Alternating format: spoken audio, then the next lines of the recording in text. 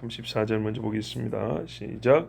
내 손을 가르쳐 싸우게 하시니 내 팔이 놋 활을 넘기도다. 39절입니다. 주께서 나를 전쟁하게 하려고 능력으로 내게 띠띠우사 일어나 나를 치는 자들이 내게 굴복하게 하셨나이다. 아멘. 시편 18편 참 감동적이시죠. 은혜가 큽니다. 다 읽고 전체 말씀을 들으면 좋은데 오늘은 말씀이 분명히 표명하는 한 가지 사실에 집중하여 듣고자 하므로 한 편이나 또는 한 단락을 읽지 않았던 것을 이해해 주시기 바랍니다. 34절 읽었으면 5, 6, 7, 8, 9 이렇게 하면 좋은데 띄엄띄엄 이렇게 34절, 39절 읽었지 않습니까? 자, 우리가 읽은 말씀은 하나님께서 다윗을 강하게 해주셨다는 말씀인데 왜 강하게 해주셨는지 이유를 읽은 겁니다. 34절, 39절 보면 싸우게 하기 위하여 나로 하여금 전쟁하게 하려고 이렇게 말하고 있습니다. 다윗의 싸움 상대가 누구냐면 에돔, 암몬, 블레셋, 우에세가 있습니다. 사울, 압살롬, 누구죠? 세바 이렇게 국내 대적들이 있었습니다. 그래서 다윗이 원수, 싸움, 전쟁 얘기할 때는 말 그대로 국제 정치와 군사적 측면에서 먼저 읽을 수 있어야 합니다. 그런데 여러분 시편은 말이죠. 본래 렌즈가 이게 뭐랄까 여러 종류의 렌즈가 겹쳐진 예언과 같아요. 볼록 렌즈, 오목 렌즈, 돋보기, 또 뭐 다첩전 렌즈 이런 것들이 섞여 있어가지고 이렇게 보면 A가 보이거든요. 이렇게 하면 B가 보이고요. 요 렌즈를 빼고 요 렌즈를 끼면 C가 보이고요. 이렇게 보이는 게 시편 말씀이에요. 그래서 비유한데 또 조용하게 울리는 율법이에요. 율법 규정 제 1계명 이러진 않아요. 근데 시편을 읽으면요 율법이 들려요. 그죠? 근데 크게 들려요. 생각보다. 또 시편은 깊은 셈인데요. 깊은 셈은 들어가서 기록해야 되잖아요. 솟아 올라와 있어요. 무슨 말이냐면 깊은 거를 다 말로 이미 해놔버렸어요. 깊은 거를 말을 안 하면 우리가 들여봐야 되는데 뭐 올려놔버렸어요. 깊은 것이 쫙 올라와 있어요. 시와 고백들과 기도를 보세요. 찬송들 보세요. 올라와 있죠. 근데 그게 깊은 데서 나온 것들이에요. 그래서 군사적 차원에서만 전쟁을 읽지 않고 신자의 생활 전반에서 싸움을 생각하고 이 말씀 시편을 적용해도 무방할 뿐만 아니라 그 적용이 오히려 깊은 차원에서 이루어질 수 있다는 얘기입니다. 영과 육의 결합으로서 우리는 실제 생활을 삽니다. 실제라는 건 어이가 아니고 아이, 진짜 존재하는 영과 육으로 실제 존재하는 우리의 삶인데 여기에 하나님께서는 어느 구석에 적용을 해도 잘못이 아니오 딱딱 맞아떨어지는 원리, 영과 육에 다 맞는 원리들을 담아놓으셨어요. 즉 다윗이 블레셋과 싸울 때 한 이야기, 그 고백을 우리가 귀신하고 싸울 때 적용해도 딱 맞아떨어진다고 말합니다. 이 새벽에 그래서 저는 시편 18편 34절 39절 그리고 좀 이따 144편 일부를 읽을 텐데 이 말씀의 적용 상황을 한 가지 다른 성경에서 찾아낼 겁니다. 다르게 뭐랄까요? 작용처라고 할까요? 뭔가 작용하는 장소가 있고 때가 있지 않습니까? 딱 이 말씀이 작용하기 좋은 때, 딱 이때를 위하여 주신 거구나 라는 그런 상황을 성경에서 하나 찾아 거기에서 이 말씀, 시편 말씀이 우리를 얼마나 실제 싸움에 능하게 하시는지를 우리 한번 듣고 깨닫도록 하겠습니다. 먼저 우리가 로마서 말씀 들었던 것을 떠올려 보십시오. 선으로 악을 이기라 그랬습니다. 선으로 싸운 것이지 우리는 싸움을 포기하는 게 아니라 그랬습니다. 악은 로마서 보니까 악을 이기라는데 우리가 해석하면 악은 악인이 저지르는 것이고, 그죠? 사람이죠. 악이라는 것 자체가 막 돌아다니는 건 아니죠. 악인의 배후에는 항상 악한 놈, 악한 자, 사탄이 있다 그랬어요. 그래서 우리가 항상 악과 싸운다고 할 때는 누구랑 싸우냐면 궁극적으로는 사탄과 싸우는 것이고, 그래 로마서에서도 별다른 접속사나 이유를 쓸 필요 없이 악이 곧 원수라고 말합니다. 그죠? 악과 원수를 교환해서 쓰죠. 예수님이 우리에게 천국 비유를 말씀할 때도 원수가 이랬구나, 가라지를 뿌렸다. 그 원수는 곧 사탄이요, 이렇게 말씀합니다. 그리고 우리가 잘 아는 에베소에도 우리의 싸움은 대적이 누구냐 할 때 혈과 육이 아니요 하늘의 악한 영들이라, 이렇게 말씀합니다. 즉 우리가 근본적으로 마귀와 싸울 때 선으로 이기한다는 말씀입니다. 악밖에 쓸 줄 모르는 놈한테 선으로 이긴다는 겁니다. 하나님은요, 다윗이 골리앗만 이기게 해주신 게 아니라 사울에게 든 악신도 이기게 해주셨습니다. 그러므로 오늘 시편에서는 정치 군사적 측면에서의 전쟁만이 아니라 영적 전쟁을 함께 생각해도 전혀 문제가 없고, 바로 그게 깊은 차원에서 우리에게 주시는 말씀입니다. 어떤 사람의 이야기를 하나 예를 들어 드릴게요. 예를 들기보다는 왜 오늘 이 말씀을 전하고자 하는지 그 필요성을 하나 말씀드릴게요. 오컬트, 좀 아주 어둠의 의식들을 행하는 제사장 일을 했던 사람이 있었어요. 이름하여 흑마술이라고 하지도 하죠. 짐승피 가지고 막 이렇게 막 주문하고 막 귀신 불러내가지고 하는 그런 거. 한 25년 거기서 제사장 역할을 했던 사람이 예수를 믿고 회심을 했어요. 그 사람이 회심하고 나서 또한 그로부터 20년 동안 복음을 증가하고 다녔어요. 근데 복음을 증가하고 다니면서 교회와 자기가 속했던 마귀 집단을 비교를 해봤어요. 근데 그 비교를 하면서 고백이죠. 이런 이야기를 했어요. 나는 사탄의 나라를 섬기는 동안에 절대로 방어라는 것을 배운 적이 없습니다. 먼저 공격하는 자가 우위에 있기에 우리는 공격하는 법을 가르침 받았습니다. 이것은 전투에서 먼저 공격하는 자가 이기게 된다는 것을 의미합니다. 마귀의 제사장이나 마귀 의식을 하는 사람들은 수비의 의미로 의식을 치는 적이 없대요. 수비하는 법을 애시당초 가르쳐놓고 그런 건 없대요. 무조건 공격하는 것만 배운대요. 놀라운 사실이죠. 교회가 상당히 수비형이라는 것을 지금 지적하는 겁니다. 둘이 서로 싸운다는데 한쪽은 공격하는 법만 연구하고 가르치고 한쪽은 잘해봐야 수비에서 겨우 버티는 정도랍니다. 예수님이 마귀에게 시험을 당하셨을 때 정말 제가 이 본문을 옛날에 처음 설교할 때 그랬거든요. 3전 3승이고 3KO 승이라고. 예수님 그렇게 얘기했다고. 버텨낸 게 아니라고요. 마귀를 다양한 방법으로 공격하는데, 다양한 약점을 집어서 공격하는데 그것들마다 다 예수님이 KO로 이겼다고요. 근데 말씀으로 KO로 이겼다고요. 그것도 여러 말씀 다 써고 신명기 한 권으로 끝내버렸다고요. 우리가 이 점을 주목하지 않는 게, 기본적으로 뭐가 문제냐면 수비에서 버텼다는 인식을 한다는 것 자체가 문제라고 했어요. 이게 제일 큰 문제라고 했어요. 근데 이분이 지적하는 게 그거예요. 저는 이런 세계를 모르지만 성경을 해석하고 서경을 해석하고 살아가는 모습을 보니까 수비형이더라고요. 예수님이 버틴 것 정도로 생각하는 경향이 강하더라고요. 왜 우리가 이 지경이 됐지? 예수님이 완전히 이거 핵펀치 하나로 그냥 그때 한 방에 KO를 시켰는데 승리를 버틴 걸로 생각하다니. 이게 큰 문제였어요. 이게 우리 신앙인의 기본적인 영적 싸움에 있어서의 이 뭡니까? 싸우는 자세 틀이 돼버린 거예요. 우리는 맨날 이러고만 있는 게 있는, 이러고만 말이죠. 맞을까봐.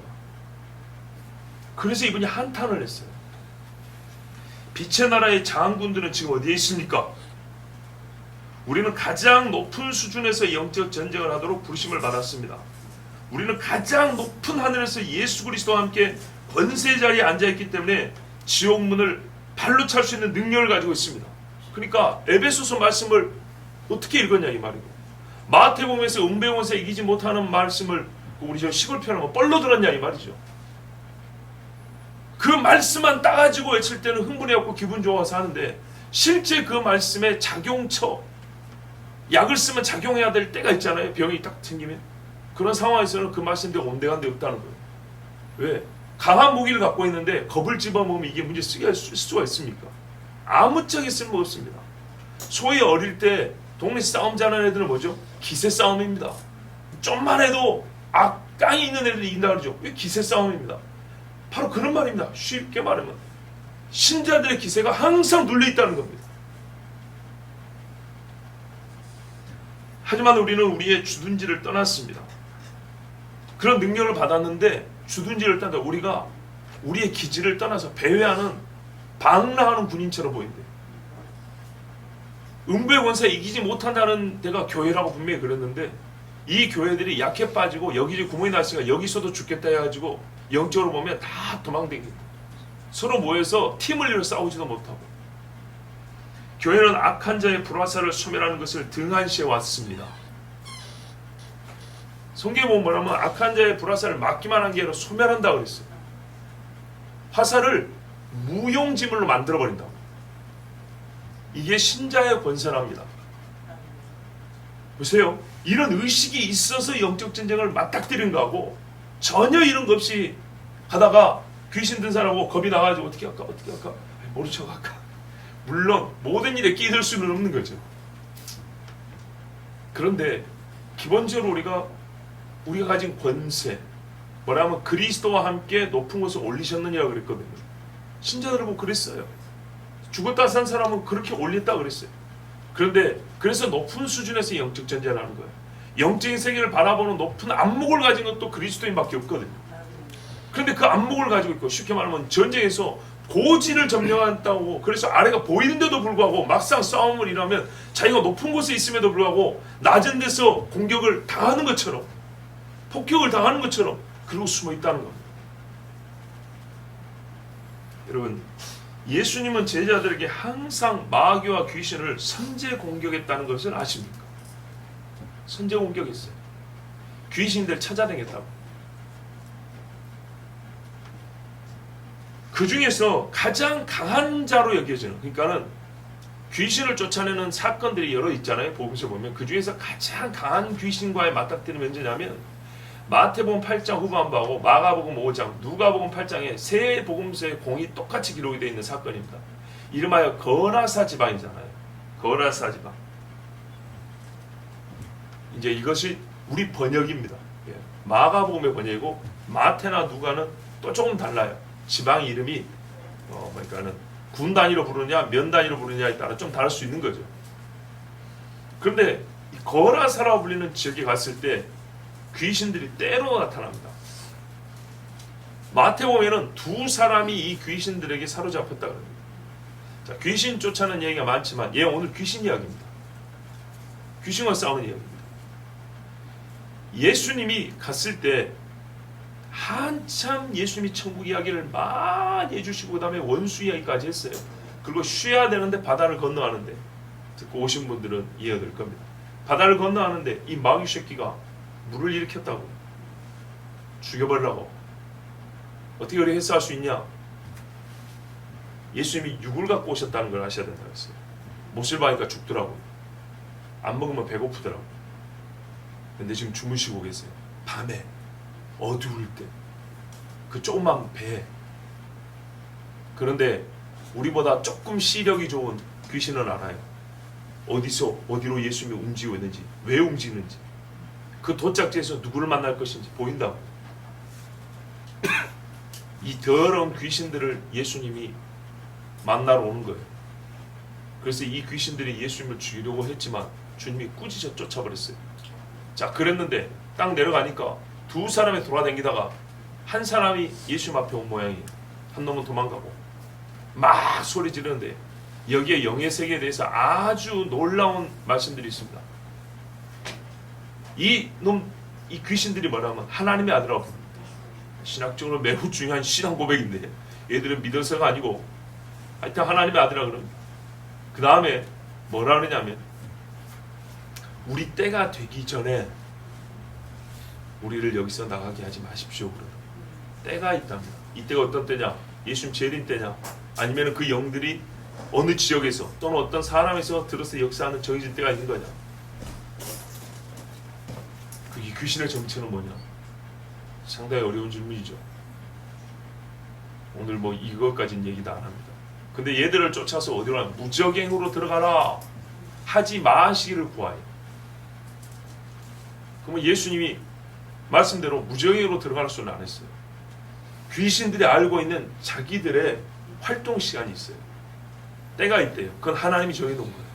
그래서 그 때가 되기도 전에 우리를 없애려고 쫓아내려고 오셨습니까? 예수님이 그 때까지는 바꾸지 않으셨어요. 그러나 그 사람에서 나오라 그랬어요. 나오라고. 그랬는데 얘가 그러니까는 이미 예수님의 뜻을 알고 겁이 나가지고 막 이렇게 발발 떨고 있는데 네가 누구냐 했더니 우리가 군대니이다. 우리 수가 많기 때문입니다. 이렇게 얘기했어요. 그래서 여러분 귀신은 어떤 특징이냐면 유한하기 때문에 유한한 것들은 모이면 모일수록 강해지죠. 네, 전능하지 않고 안 들으셨군요. 예, 안 들으셨어요. 1이 2개 모이면 2가 됩니다. 귀신은 힘이 무한하지 않고 유한하다고요. 정해진 힘이 있다고요. 정해진 힘이기 때문에 10놈이 모이면 10개만큼 세져요. 보세요. 한 귀신이 쫓겨나갔는데 지보다 강한 귀신 7을 데리고 왔다는 거죠. 비교가 되시죠? 말 그대로입니다. 비교형이 된다는 것은 유한하다는 얘기입니다. 귀신은 유한해서 쪽수가 많으면 강하고 그 중에 각 개별로 강한 놈이 있고 약한 놈이 있습니다. 그래서 강한 귀신이 들면 발악을 하고 소리를 지르고 버팁니다. 쪽수가 많으면 더 버팁니다. 자, 한 사람 안에 얼마나 많은 귀신이 들어갈 수 있는지 보십시오. 자, 요 사건을 한번 생각해 보세요. 예수님이 찾아간 겁니다. 여러분, 성경을 읽으면서 우리가 예수님이 찾아가심의 은혜를 크게 받는 구절인데 그거는 요한복음 4장 사마리아 여인을 찾아가는 부분에서 아주 큰 은혜들을 받습니다. 왜? 보통 이 시대 사람들은 상처 위로가 거기 있기 때문이죠. 본문은 그 이야기 한 것도 아닌데도 불구하고 그걸 막 주입해서 쥐어짜내기 좋잖아요.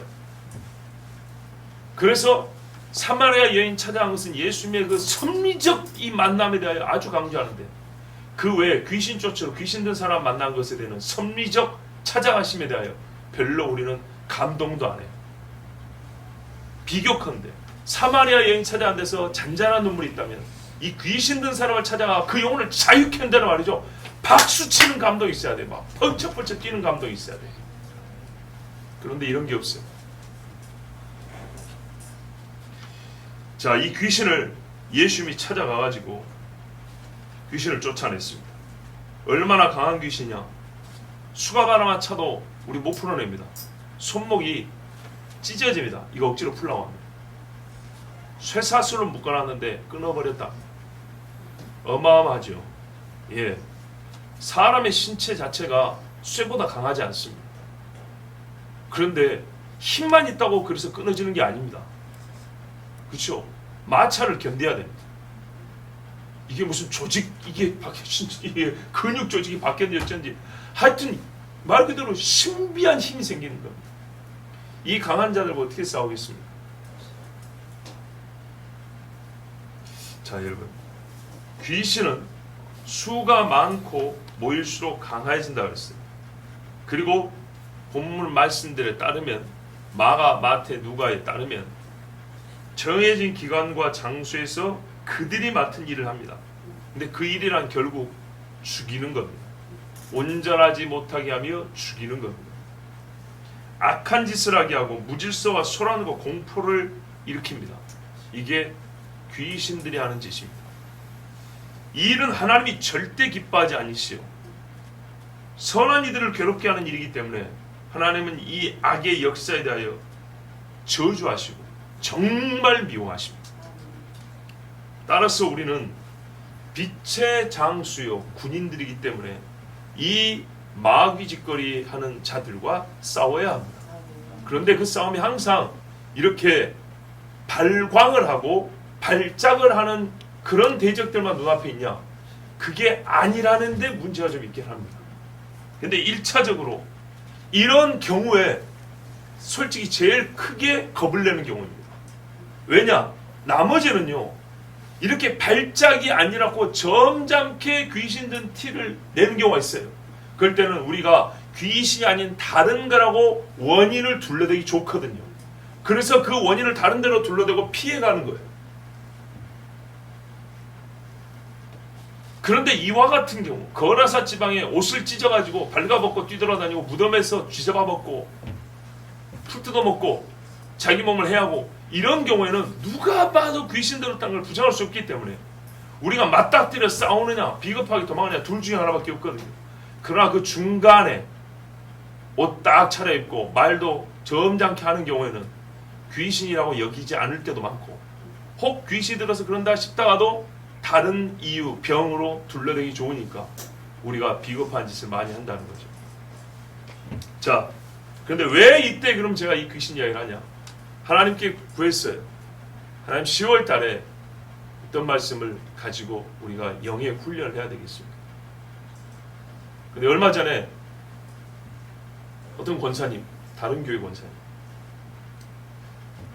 정말 몇 년 만에 전화가 왔어요. 궁금한 거죠. 예배에 와서 궁금한 거. 통화하는데 본인 교회는 한동안 예배가 없다가 지금 주일 낮 예배 정도만 잠깐 모인 뭐 온라인 한 또 그 이야기 하더라고요. 그런데 그 권사님이 그래서 어떻게 하냐? 잘 보세요. 좀 약하다 싶지만 기도하고 싶은 분들을 모아서 일주일에 한 번씩 교회에서 본인 주도로 아마 하는 것 같아요. 기도회를 한대요. 그래서 정말 감사하다 그랬어요. 어느 교회나 정신 차린 사람들 한 사람들이 있더니 권사님 참 중요하고 귀한 일을 하신다 그랬어요. 그러면서 본인 동생 이야기를 해주는 거예요. 동생이 필리핀 선교사인데 그 동남아 지역은 아주 또 심각하잖아요. 그래서 사람들이 문 밖에 나가지도 않아요. 막 굶주리면서 집에 있는 사람들 있어요. 그런데 말이죠. 그런 동네에서 선교를 하고 있는데 교회 청년이 왔대요. 청년이 있대요. 근데 이 청년이 이제 가르쳤죠. 평소하죠. 근데 어머니가 귀신 든 거예요. 어머니가 귀신 들어가지고 이 귀신이 조용한 귀신이 아니에요. 아주 시끄러운 귀신이에요. 동남아 가보시면 알지만 판자촌 따닥따닥 붙어 사는 그런 빈민촌이에요. 선교사들 보통 그런 데를 가고요. 아니 이 뭐 보통은 아니면 하여튼 이 선교사는 그런 데를 갔어요. 그러니까 밖에 나가 전도하기도 어려운 찰나에 그 어머니가 그런다니까 아들한테 가르쳤어요. 네가 기도하고 예수님으로 쫓아내면 된다고. 근데 못한 거예요. 겁이 나니까. 근데 어머니의 증세는 갈수록 심해진 거예요. 그래서 이 선교사님하고 사모님하고 둘이 갔대요. 이 시국에 외국인이 어딜 싸돌아댕겨요. 가가지고 기도를 했대요. 찬송, 보혈 찬송, 우리 전통적이죠. 보혈 찬송 막 크게 부르면서 계속 그다음에 두 사람 기도하는 거예요. 두 사람. 그런데 두 사람이라지만 판자촌이기 때문에 동네가 얼마나 시끄럽겠어요. 기도 소리, 찬송이 거기다가 방언 기도하면 뭐 얼마나 난리였겠어요. 동네 사람들 구경하러 온 거예요. 처음에는 시끄러워서 화나서 왔겠죠. 근데 상황이 어쨌든 간에 간섭하기가 어려운 상황이잖아요. 한쪽에서는 막 이러고 있고 이쪽에서는 알아듣지 못하는 말을 막 하고 이 둘 다 미친 것처럼 보이지 않겠어요? 땀 뻘뻘 흘리고 막. 그런데 여러분 독한 귀신 한 방이 안 돼. 한 방. 딱 짐작해보니까 몇 시간 걸린 것 같아요. 몇 시간이면 생사람 육체는 거의 탈진해버립니다. 탈진해버려요. 그런데 결국 그래가지고 두 분이 기도해가지고 어머니가 깨끗해진 거예요. 정신이 말짱하여 온전하여 앉았더라. 이 말씀이 일어난 거예요. 자, 그래서 어떻게 되냐? 동네 사람들이 뜻하지 않게 다 구경하러 왔지 않습니까? 이 사람들이 뭘 봤죠? 하나님 살아계신 걸 봤죠. 하나님 살아계신 걸 보니까 이 선교사들이 코로나고 뭐고 상관없이 돌아다니고 막을 사람 있을까요? 없겠죠. 없는 정도 아니라 우리 집에도 좀 와서 기도해 주시려 하겠죠. 바울이 독사에게 물렸는데 독사가 해를 끼치지 못해요. 떨어뜨려 버렸어요. 그러니까 어떻게 해요? 깜짝 놀랐죠. 신인가 했죠. 거기다가 추장 아버지 열병 고쳐주니까 여기저기서 불러다녔죠. 이때는 죄수가 아닙니다. 자유인 중에서도 존귀한 자유로 여겨졌습니다. 한마디로 우리가 흔히 하는 말로 선교의 문이 열려버렸어요. 누가 막으리요? 좀 저급한 수준에서는 말 그대로 귀신을 이겼으니까 이분들을 신으로 생각하는 사람도 있겠죠. 오버하면 이분들한테 제사하는 사람 생기는 겁니다. 사도행전식으로 말하면. 누가 막겠습니까? 근데 이 선교사님들이 뭐라 했어요? 지극히 높으신 하나님께서 그의 아들 예수 그리스도를 보내사 우리로 악한 영을 싸우게 하셨으니 성경에 너희가 뱀과 정갈을 밟을 것이며 내일 오면 귀신이 떠나리라. 이 말씀을 전할 때 악하지 않은 사람, 웬만한 사람은 적어도 듣습니다. 이제. 그래가지고 그 지역에 복음화가 이루어지고 있다. 그러니까 제가 그 이야기를 듣고 그랬어요. 권사님, 하나님께서 말씀하셨습니다. 있는 자에게는 더 주고 없는 자에게는 있는 것까지 뺏어버린다고 했습니다. 보십시오. 어렵지만 기도하고 사람들이 집 밖에도 안 나오는데 용기를 내서 집 밖으로 나갔어요. 남의 집에 들어갔어요. 거기 가가지고 동네가 왁자지껄하게 귀신하고 둘이 있는 소리를 다 지르면서 몇 시간을 싸웠어요. 동네가 그냥 정신이 없게 말이죠. 예, 안 믿는 사람 눈에 보이는 둘 다 미친 게 보인다니까요. 그런데 한쪽이 이겨버렸어요. 그러면 옛날에 19세기에 독일에서 자유주의학이 확 퍼져날 때 블루마르트 목사라는 분이 있었어요. 그 귀신 든 여자 이름을 까먹었는데 무슨 뭔데 4년을 기도했어요. 4년을 그냥 기도한 게 아니라 그 집에 찾아가서. 근데 이 여자는 얼마나 지독한 귀신이냐면 옛날에 말씀드렸죠. 얼굴 모양 자체가 귀신으로 바뀌는 그런 무지막지한 사람 얼굴이 변해버리는 거예요. 정말 악랄한 귀신. 근데 4년을 기도해서 그 귀신 쫓아냈어요. 그랬더니 그 자유주의 신앙이 팽배하지만 독일 각처에서 찾아온 거예요. 그분이 유명해졌다는 얘기를 하는 게 아니에요. 하나님 살아계신 증거가 나타나니까 이렇게 막 찾아온 거예요. 우리가 구해야 될 게 뭐냐? 나는 하나의 교회가 부흥하는 방법을 말하는 게 아니에요. 그런 의미가 아니고 지금 우리가 진짜 얘기를 해보자고요. 말이 안 통합니다. 엘리야가 설교를 못 했겠습니까? 엘리사가 말을 못 했겠습니까? 율법을 몰랐겠습니까? 그런데 우리가 주어진 사실을 볼 때 이스라엘이 가장 어두울 때 하나님은 죽은 자를 살리는 두 선지자를 연거푸 보내줬단 말이에요. 그럼에도 안 돌아올 사람은 안 돌아왔어요. 그런데요, 그 엘리야 시절에 말이죠. 다 바알을 섬길 때 솔로몬 성전의 영광을 갈멜산에 내려줬다 했지요. 보세요. 우리 주님은 주고 싶어 하세요. 그래서 말이야, 말세에 내가 내 영을 보여준다 그랬어요.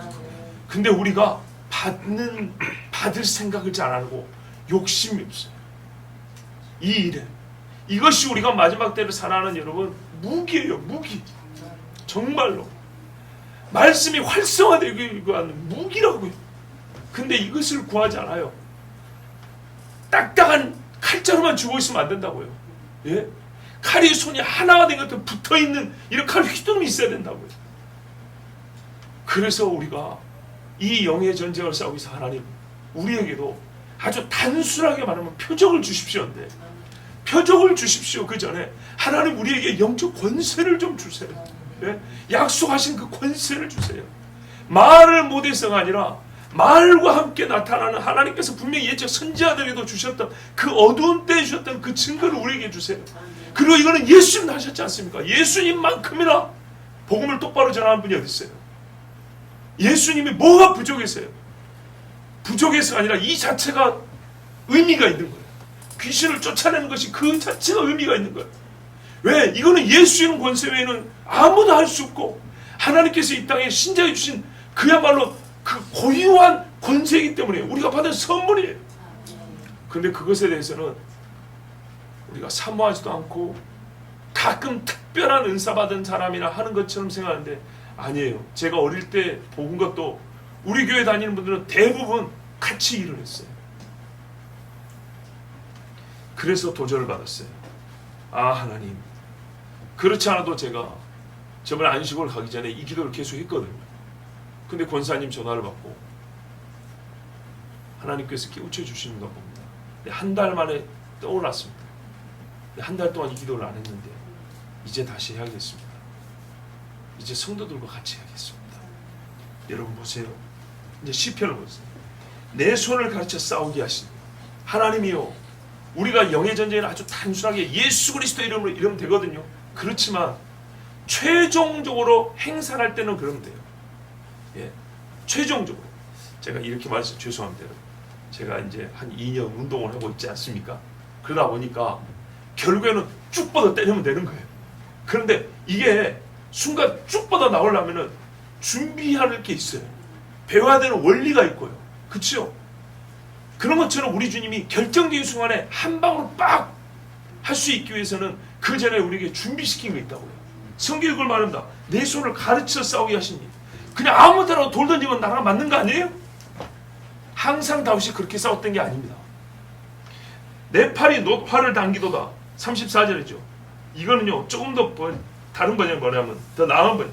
내 팔이 철화를 부러뜨리도다. 악한 자의 불화살을 소멸한다 그랬죠. 예, 화살도 잡아고 불러버린 것처럼 아예 화를 뿌려버린다. 이런 능력을 하나님께서 다윗에게 줬답니다. 그런데 뭐래요? 나를 가르쳐 싸우게 하시니, 그리고 힘을 주사 남의 화를 뺏을 수 있는 기술도 있어야 되죠. 뺏어서 부러뜨리게 하시는도다. 39절에 주께서 나를 전쟁하게 하려고 능력으로 내게 띠띠우사. 그냥 전쟁하려고 하려고 우리가 아주 쉽게 쓰는 순박하게 쓰는 말 하나님이 함께 하사 이러면 되잖아요. 그냥 이렇게 그냥 너무 쉽게 먹으려고 생각하지 마세요. 하나님 구체적으로 어떻게 해요? 띠를 띄워줄 때요. 무장을 해준 거예요. 여러분 옛날 전신갑주 때도 이게 다 구약이 있다 그랬어요. 근데 이것이 구약이 어느 한 구절에 한 단락에 있는 것이 에베소에 한 단락 온 게 아니라 막 흩어져 있어요. 구약 전체 흩어져 있어요. 여기 띠가 나오죠. 띠를 띄우고 전쟁에 나가게 하신답니다. 준비를 시킨 거예요. 거의 합당한 준비를. 일어나 나를 치는 자들이 내게 굴복하게 하셨나이다. 이놈들도 자기들 힘을 미쳐보고 있다고 쫙 일어나는데 안 되는 거예요. 우리의 에베소 시험은 진리의 띠가 있으니까 이게 안 되는 거예요. 예? 삿바 딱 묶고 잡아보니까 마귀가 못 넘기는 거예요. 주께서 다른 번역에는 힘으로 나를 두르시어 싸우게 하셨으며 능력으로 내게 띠띠운다는 게 뭐냐면 우리에게 일단 힘을 딱 줬다 합니다. 예. 그리고 나를 대적하는 자들을 내 아래에 굴복시키셨다 그랬습니다.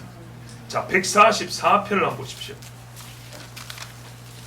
다윗이 똑같은 소리를 우리에게 반복하여 들려줍니다. 1절 같이 읽습니다. 나의 반석이신 여호와를 찬송하리로다. 그가 내 손을 가르쳐 싸우게 하시며 손가락을 가르쳐 전쟁하게 하시는도다. 아멘. 여기서 힘을 주어라고 말하지 않습니다. 가르쳐랍니다. 손가락에 힘을 주하면 약한 지체에다 힘을 줬다고 생각하지만 손가락을 가르쳤단 말은 이거는 기술적 측면에서 매우 정교한 것을 의미한다고 볼 수 있겠죠. 힘만 주신 게 아니라 정교한 기술. 우리 주님이 악한 영들과 다지에 싸울 때 그들의 빈틈을 우리가 세밀하게 볼 수 있게 하고 그들이 공격할 때는 우리가 그냥 수비만 아니라 역공을 할 수 있는 방법을 우리에게 구체적으로 가르쳐 준다는 겁니다. 근데 그 구체적이라는 것이 그 순간 항상 즉흥적으로만 주는 게 아니라 평상시 그때를 준비하게 하셔서 어떤 사람은 이게 분석력이 타고난 사람이 있죠. 그러면 어떤 사건을 보면 평소에 이게 준비가 됐기 때문에 그냥 허투루 안 보는 거예요. 남보다 속을 꿰뚫어 보는 속도가 빨라요. 남보다 이게 진단하는 게 빨라요. 이사야서에 보면 말이에요. 28장에 우리 하나님께서 이렇게 말씀했어요. 주 하나님은 정의를 저울추로 삼고 공의를 저울로 삼다 그랬어요. 얼마나 정확하게 알아보겠어요. 표현하면 평상시에 사람이 정의로 저울추를 삼고 공의로 정의로 측량추를 삼고 공의로 저울추를 삼고 이렇게 살아가는 평상시 그리 살아가는 사람 같으면 불의를 그 누구보다 그램 단위로 미리그램 단위로 분별해서 가려내버리겠지요. 바로 이런 거예요. 이렇게 된 사람의 손가락 하나하나 이게 뭡니까? 이게 센스가 민감해요. 그래서 딱 짚으면 이게 뭔지 바로 아는 거예요. 남들은 좋다고 오락막 하고 있는데 이게 딱 보는 순간 그 속이 꿰뚫어 보이지는 거예요. 여러분, 분명한 사실을 부인하면 안 됩니다. 하나님이 나로 싸우게 하시려고 악에게 물러서는 게 아닙니다. 강하게 하신다 했습니다. 손과 손가락을 가르치셔서 전쟁에서 이겨합니다. 예수 이름을 선포하면 되지만은 예수 이름을 선포하는 때에 우리가 그 악한 자의 실체를 정확히 알고 악한 자가 어떤 사람을 어느 경로로 침입하여 싸우고 그를 무너뜨리는지를 아는 지식이 필요합니다. 그래서 예수님이 물어볼 때도 이런 게 있습니다. 네가 누구냐라는 걸 물어봅니다. 근데 이 물어보면 이것들이 뭐냐면 귀신이지 내가 누구야 이렇게 말 안 합니다. 귀신이라고 말하지 않고 나는 군대다. 나는 그 죽었던 누군데 막 이런 식으로 둘러대기도 하죠. 그런 것들도 다 이유가 있는 겁니다. 자, 주 하나님 우리에게 능력으로 띠를 띄운다고 했는데 그 능력이 이제 시편 18편을 전체를 보면 뭐냐면 기본적으로 신자란 말이에요. 정결함이 능력이에요. 정결함. 시편 18편 20절에서 30절 사이를 보면 이 정결함과 불의에 대하여 크게 강조가 되어 있어요. 그리고 뒤에 가서 우리로 하여금 싸움에 능하게 우리를 강하게 하신다고 되어 있거든요. 맞아요. 우리가 이제 이럴 때 싸움 이야기하면 상대를 분석하고 파악하는 것만 자꾸 생각하는데요. 내 자신을 준비하는 거예요. 하나님은. 마귀는 집에 와서 준비해 와요. 싸우려고. 우리가 우리를 준비하는 게 관건이죠. 우리 주님이 우리를 손가락을 강하게 하시고 가르치시는데 아까 저 공의와 정의 이야기했죠. 그런 것처럼 우리를 어떻게 하냐면 먼저 마음이 깨끗하게 하세요. 더러운 마음은요 절대로 귀신을 못 알아봅니다.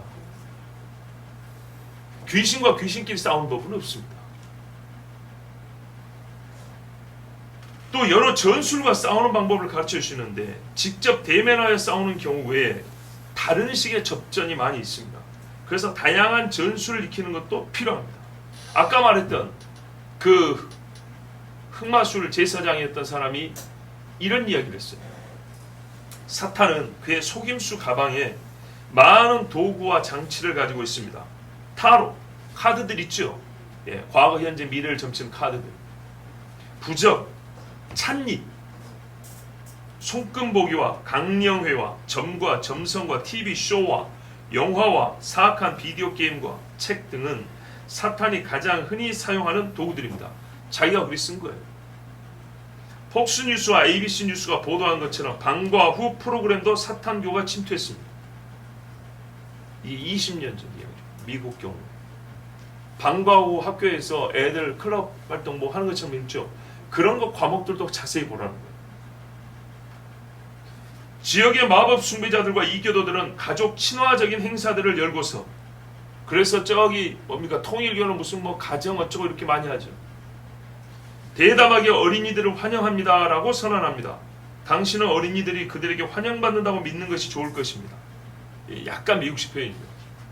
환영합니다라고 문구를 쓰는데 실제로 마귀가 귀신들이 어린이들을 환영한다고 믿는 것이 좋을 것입니다. 근데 실제로 이제 부모들이 이걸 들으면 얼마나 이게 끔찍합니까? 소름 끼치잖아요. 사탄이 내 아이를 환영하고 만든다잖아요. 근데 그게 말이 아니라 실제 그대로라고 믿으면 됩니다. 이 말이. 여러분 우리는 어떤 무기를 착용하고 다닌가요? 하나님의 전신갑주라는 추상화를 한 장씩 가지고 다니는 것이 다라면 결코 마귀와 싸울 생각도 하지 마십시오. 우리가 띈 진리는 사탄의 속임수를 가려낼 정도로 밝아야 합니다. 이게 옷에 이렇게 덮여있는 띠에서는 안 됩니다. 옛날일 땐 다 위에다 두르죠. 구원의 투구는 사망과 언약한 자들의 오만을 부서뜨리고 남을 확신에 차 있어야 됩니다. 이사야 28장 이야기를 또 하게 되는데 거기 보면 어떤 인간들이 있냐면 오만한 자의 전형이 나와 있습니다. 정말 마음이 높은 자들. 뭐라고 되어 있냐? 우리는 사망과 언약을 했고 수월, 지옥과 맹약, 맹세의 약속을 했기 때문에 두려움이 없답니다. 이걸 한국식으로 표현할까요? 나는 귀신하고 친해. 나가 며칠 전에 씹도 받쳤거든. 그러니까 별일 없을 거야. 이런 식입니다. 그래서 뭐라 하냐면 환난과 재앙의 날에 말 그대로 사망이 우리의 피난처가 되고 재앙이 우리의 덮개가 돼서 우리를 가려줄 거라 이런 식으로 말한답니다. 유다인들이. 그래서 우리 하나님이 뭐라고 하냐면 너희가 피해 있는 거기다가 내가 그대로 딱 그 자리에다가 찍어서 우박을 때려줄게. 너희가 숨어있는 그 자리에다가 내가 물을 갖다 들이밀어줄게. 여러분, 둠스데이, 인류 멸망의 날을 예견하면서 땅파 들어간 사람들 많이 있죠. 그치요? 말도 안 돼. 무슨 별에다가 호텔 짓고 산다는 그런 웃기는 사람도 있죠. 성경 뭐래요? 하늘 높이 올라서도 끌어내리고 물속에 들어가도 다시 끌어올려버리고 땅 속에 숨어있는 어쩐지 아십니까? 땅 10km 속으로 들어가면 거기 막 최신 설비가 다 있고 한 10년 동안 먹고 살 수 있다. 웃기지 마라. 거기다가 내가 용암을 들이밀어줄게. 콘크리트 100m 두께 뭔 소용이요? 하나님이 땅을 찢어버리는데. 그리고 뭐라 그래요? 거기다가 내가 바닷물을 그대로 집어넣어줄게. 살 수가 없어. 살 수가 없어. 하늘에서 떨어지는 우박이 집채만한 게 떨어지면 이거는 폭탄급입니다. 예? 어디 숨어있다고요? 하나님 말씀 잘 들으세요. 네가 숨어있는 사망과 언약하고 주술하면서 악한 야고 멍이 있으니까 얘들이 날 지켜줄게 하는 그런 모임 그 자리에다가 그대로 내가 우박을 꽂아줄 테니까 두고 보자. 그래서 여러분, 사실 우리가 어디에 있든지 하나님이 보여주면 사는 거고, 제 아무리 사람의 머리를 굴려도 하나님이 멸하게 작정하면 아무도 살 수 없습니다. 예? 그런 거 불안하면서 나는 돈이 없어서 지하 땅굴 속에 못 숨어, 이런 생각 하지를 마세요. 자, 여러분, 고센 땅은 밝았더라. 예, 그리고 죽더라도 하나님이 다 섭리 가운데 데려가시는 거니까 너무 두려워하지 맙시다. 마귀는 이 두려움을 양식으로 먹고 삽니다. 자, 보세요. 이런데 우리가 말이죠, 이 오만한 자들을 부서뜨릴 수 있을 정도로 우리는 구원의 투가 있어요. 박치기 따면 머리와 머리가 부딪히면 말이죠, 이길 수 있어야 되는 거예요. 이게 들어오는 것만 막는다고 생각하십니까? 아니에요, 여러분. 머리끼리 부딪혀도 깨뜨릴 수 있는 힘이 있어야 돼요. 믿음의 방패는 사탄의 측정 불가능할 정도로 예리한 화살. 여러분 그거 아시죠? 폭탄이 전부 다 두꺼운 것만 있는 게 아닙니다. 탱크 크고 두꺼운 장갑, 철 장갑을 뚫는 포탄은 어떤 건지 아십니까? 목 같은 게 들어갑니다. 일반 이렇게 뭉퉁한 유선의 폭탄은 이런 거는 터져와야 탱크 철갑을 보통 못 뚫습니다. 그래서 탱크의 철갑을 뚫는 포탄들은 어떻게 생기냐면 모처럼 생겼어요. 그래서 철갑을 빡 뚫고 들어서 그 다음에 뻥 터져버립니다. 그래서 속이 뚜껑이 뻥 날아가 버리는 겁니다. 제가 지금 그런 이야기입니다. 이렇게 아무리 예리한 화살이라도 그럼 힘이 집중되니까 많이 뚫고 들어가겠죠. 근데 이런 예리한 화살도 막을 수 있는 믿음의 방패 우리가 갖고 있느냐? 의의 흉배는 타로 부적이 아무리 붙으라해서 미끄러서 붙일 수 없을 정도로 그렇게 빛이 나는, 이 악한 자들은 발디딜 수 없는 그런 의의 흉배를 우리가 여기에 차고 있느냐? 우리 손은 마귀와 건네는 독약이든 착잔을 받지 않고 말씀의 검으로 공주에서 두 동강 낼 수 있을 정도로 그렇게 잘 가려져 손에 붙어 있느냐? 이걸 여러분 확인해 보십시오. 전신갑주 멋진 그림 한 장 들고 다니는 거 아닙니다. 사탄은 정신을 아예 장악하거나 또는 정상적인 상태로 보이지만 비정상적인 정신 상태를 만들어내는 일을 아주 능숙하게 잘합니다. 우리는 그것들을 다 파악할 수 있는 손가락에 주시는 싸움의 기술이 있어야 합니다. 그게 어떤 뜻인지 아까 말씀드렸죠. 144편 8절과 11절 읽습니다. 그들의 입은 거짓을 말하며 그의 오른손은 거짓의 오른손이니이다. 11절입니다. 이방인의 손에서 나를 구하여 건지소서. 그들의 입은 거짓을 말하며 그 오른손은 거짓의 오른손이니이다. 예, 이런 경우들이 드러나고 발악하면 귀신인 줄 알겠는데 거짓말을 능숙하게 하는 거짓의 영이죠. 귀신은. 이런 경우까지 우리는 이게 지금 내가 누구를 상대하는구나 라고 알고 거기에 맞는 전술을 배워야 합니다.